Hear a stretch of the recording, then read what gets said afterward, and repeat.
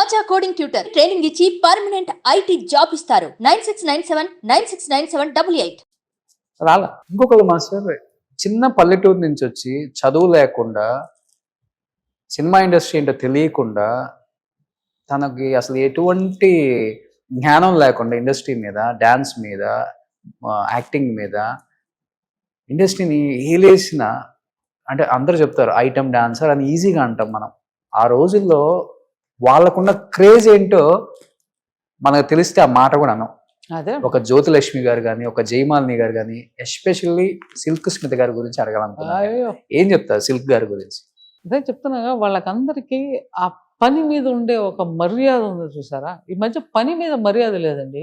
ఆ పని ఇస్తే డబ్బులు ఎంత ఇస్తామని అడుగుతున్నారు. ఫస్ట్ రే నీకు పని ఉందిరా, నీకు పాట ఇస్తాను రా, వచ్చి చేయరా అంటే ఫస్ట్ డబ్బులు ఎంత ఇస్తామని అడుగుతున్నారు. సో నీకు ఉండే ఒక మోహం అంతా డబ్బుల మీద ఉందే కానీ పని మీద లేదు ఎవరికి. ఒక పాట వచ్చింది, ఈ పాటని ఏం చేసి ఎలా చేయాలి, ఏం చింపాలి, ఇది కాకుండా వాడు 25,000 ఇస్తా అన్నాడు ఆ ప్రొడ్యూసరు, మనకు ఒక 40,000 వస్తే దీనిలోనే ఉన్నారు అందరూ. డబ్బు మయం ఎక్కువ అయిపోయింది. సిల్క్ స్మిత గారు డాన్స్ రాకపోయినా కానీ ఓన్లీ ఫేస్ లో ఉన్న ఎక్స్ప్రెషన్స్ తోనే చంపేస్తారు. నేను అలా అంటున్నారు, నేను సావిత్రి గారినే అంటాను. ఆవిడ ఏమీ చెయ్యక్కర్లేదు.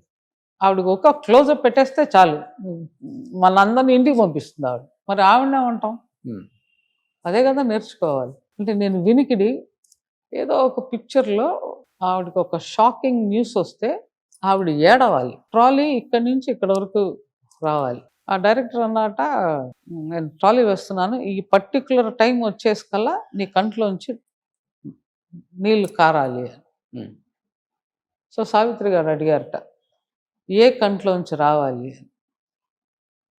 డైరెక్టర్ గారి కోపం వచ్చి, నీ ఎడం కన్ను నుంచి ఆ పర్టికులర్ టైంకి రావాలి అని. సో ఆ ట్రాలీ వేస్తే ఆ పర్టికులర్ టైంకి ఉత్తి ఎడం కన్ను నుంచి ఒక బొట్టు రాలిందట.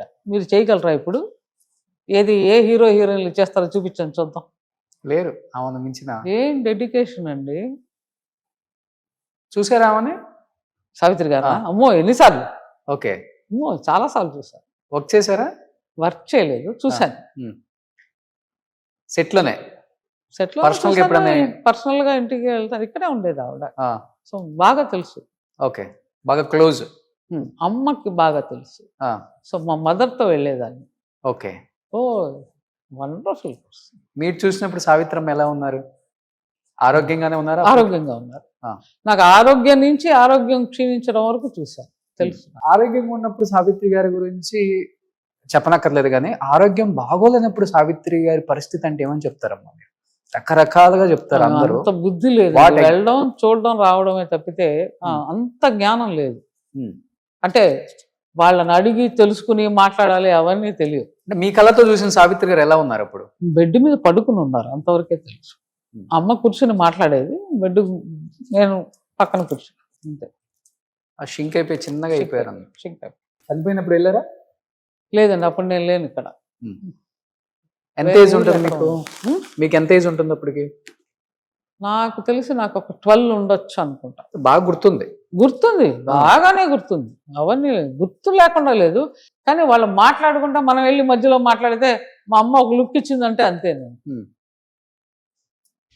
అలా పెద్దవాళ్ళు మాట్లాడుతున్నారు, పిల్లలు మాట్లాడకూడదు, అదొక రూల్.